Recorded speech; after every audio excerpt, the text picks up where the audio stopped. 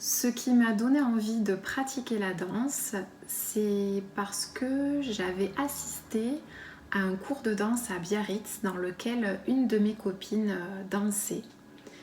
Et depuis ce jour, j'ai été complètement fascinée et il fallait que je fasse comme elle.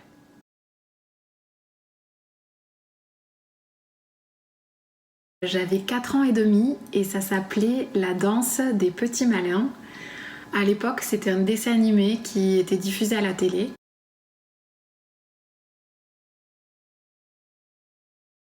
À 9 ans.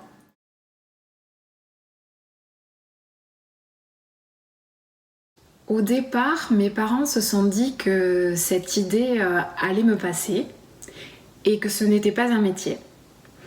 Puis, petit à petit, ils se sont rendus compte que finalement, je n'avais que cet objectif en tête. Donc, ils se sont renseignés. Et puis, ils en ont conclu qu'effectivement, c'était une profession à part entière. Donc, ils m'ont inscrite dans plusieurs écoles de danse pour que j'arrive à avoir beaucoup de formations et d'avis, de conseils différents. À une seule condition, c'était donc déjà que j'aille jusqu'à mon bac et que je l'obtienne avant d'entrer dans la formation au diplôme d'état de professeur de danse.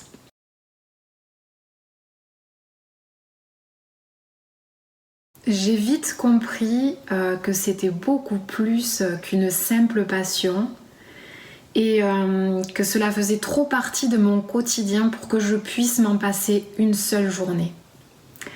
Donc en fait pour moi c'était une évidence que je m'oriente vers cette voie. Je voulais composer, créer, mais surtout donner des cours, apprendre aux autres. Je me souviens de ma cousine en fait, à chaque vacances, je lui disais allez viens, je vais t'apprendre une chorégraphie. Je devais avoir 8-9 ans. Donc c'était déjà très ancré en moi en fait d'avoir ce besoin de transmission, mais surtout de création aussi.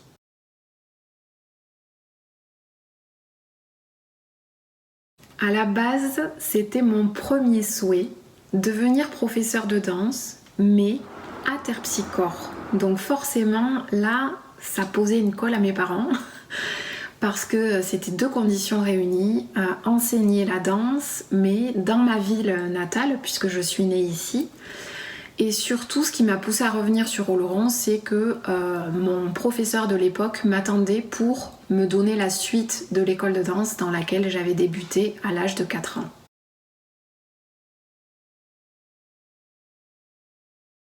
L'inspiration, pour moi, elle est partout. Ça peut être un livre, ça peut être une citation, ça peut être une photo, une exposition, un tableau, un paysage, un endroit, mais ça peut être aussi une situation que je vis ou une émotion qui me traverse, une musique, un film.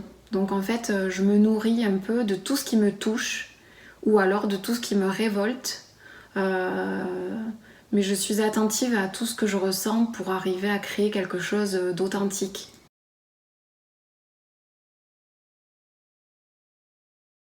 Quand je danse, je ressens de la liberté, une sensation de bien-être, un moment unique où vraiment ça me permet d'atteindre une petite magie.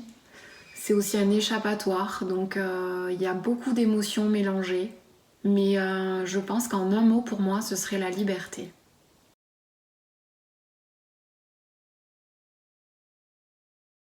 Mon pire souvenir, alors en tant qu'élève, je dirais les remarques de certains de mes professeurs quand j'étais en formation à Paris.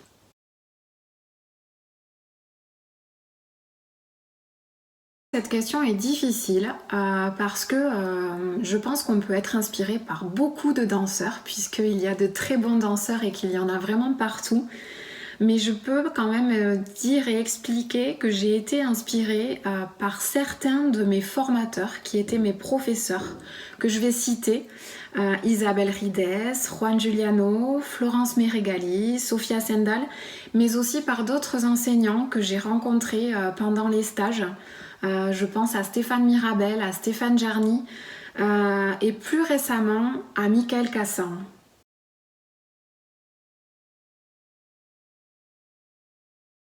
Mon chorégraphe préféré, c'est Angelin Prège-Locage. J'ai eu l'occasion, quand j'étais à Paris, d'applaudir certaines de ses créations. Et je crois que c'est vraiment lui qui m'a le plus marqué.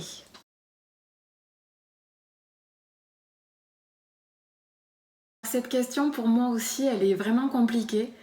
D'autant plus que j'aime les univers variés des spectacles. Je peux aussi bien passer d'un spectacle très contemporain à l'univers de la comédie musicale et vibrer autant dans cet univers que dans l'autre. Maintenant, je me rappelle avoir vraiment pleuré devant Révélation d'Alvin Ailey, mais aussi devant Signe de Caroline Carlson.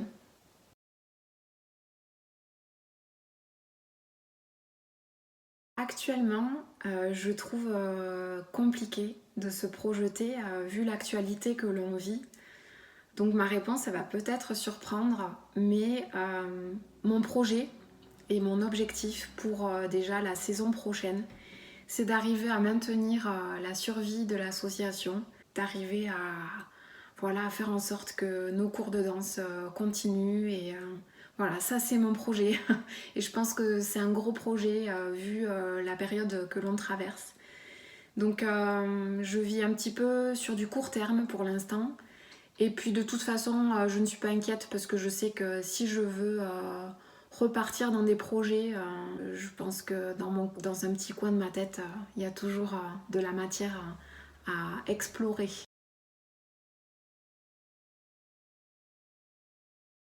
Il y a 10 ans, il aurait fallu que je sache me préserver un peu plus. Mais dans 10 ans, je pense que je me donnerai encore le même conseil, de me préserver.